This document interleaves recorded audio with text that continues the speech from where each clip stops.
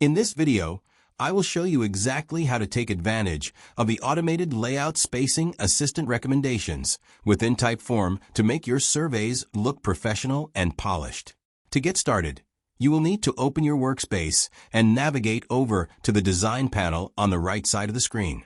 Once you are there, look for the plus icon, which allows you to either build a brand new custom theme from scratch or simply edit an existing one that you have already created.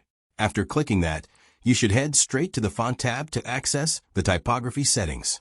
If you scroll down toward the bottom of this specific tab, you will locate the text control layout options, which serve as your spacing assistant. This is where the real magic happens, because you can easily adjust the structural size of your text across your entire form. You have 3 distinct options to choose from, which are small, medium, and large.